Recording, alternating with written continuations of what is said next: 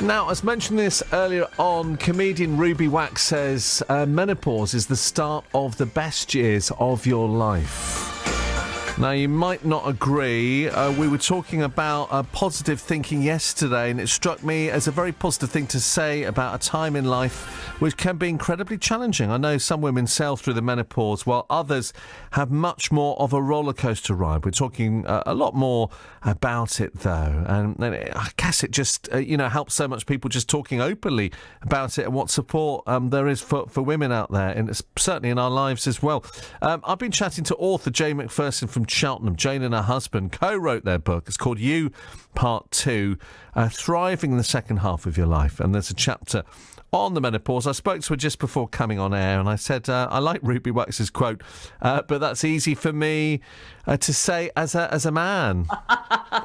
Look, I think, Ruby Wax's quote is fantastic. I think she was actually one of the pioneers, really, to start this talk start the conversation and discussion about menopause. It's World Menopause Day today, which is, it's been going for many years, but we are definitely talking about what is, frankly, a major change in a woman's life. And as you so rightly said earlier, it affects everybody. It affects relationships. It affects the partner. It affects people around you.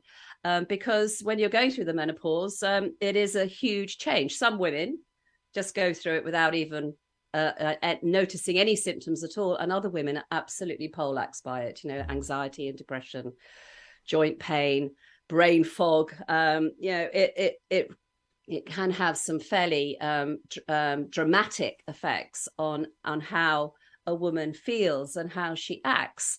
So it's great to have the conversation. Absolutely right. Why is there so much ignorance, particularly from us blokes, when it comes to the menopause? I mean, there are programmes on the telly, there are books out there, the GPs, you go to the GPs, there are leaflets, but yet so many blokes in particular just don't really seem to understand it and aren't really as supportive as they should be. I don't think it's the bloke's fault, actually. I think what it is, I think it's always been a bit of a taboo subject. I think it's something that there was a study done a few years ago, and 63% of women actually report that their working life has been affected, but they're not talking about it. And in fact, 75% of people think it is a taboo subject. So I think it's been it's sort of keep calm and carry on, and let's hope it all goes through really quickly, is something, certainly my mother's generation, but they never talked about it. It was something that was, you just got on with it. And we're having more of the conversation. So to be fair, I don't think it's men's fault. I think it's just that it hasn't been discussed. It hasn't been openly discussed because it's been seen as a little bit of something that we don't talk about.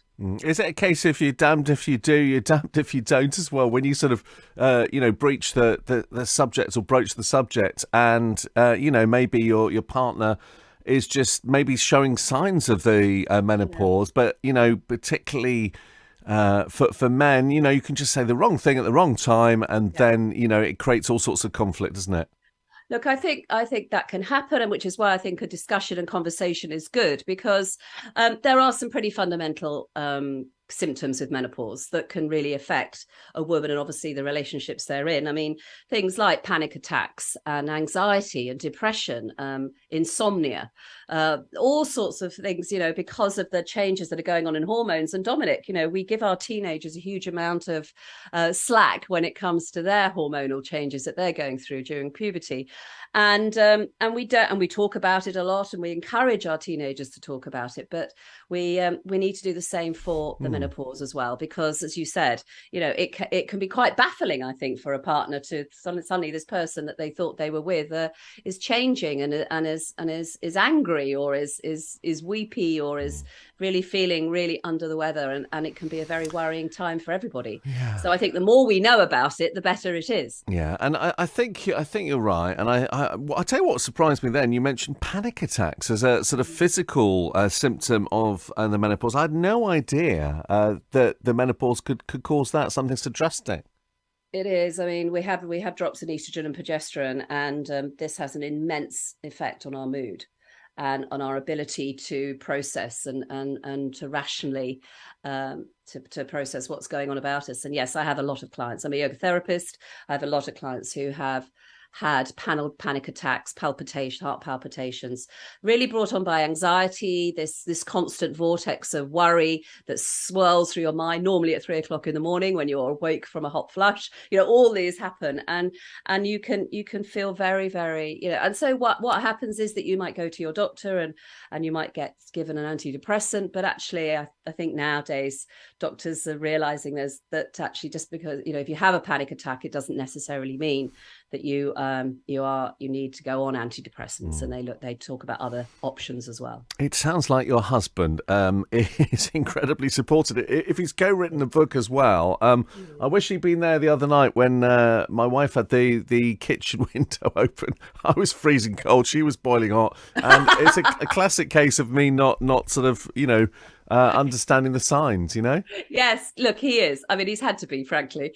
he's married to me, and this is something that I've been researching and looking at and seeing how, as a yoga therapist and a yoga teacher, I can help my students to cope with. And I'm going, I've been through it myself, so first-hand experience. And yes, we're very open about everything. And I feel that, without his support, it would be a lot harder, if I'm honest. Really interesting chat. Jane McPherson from Cheltenham and her husband, they've co-written this book. It's called You Part 2, Thriving the Second Hard Half of Your Life. And there's a chapter on menopause. More to come in just a minute on that.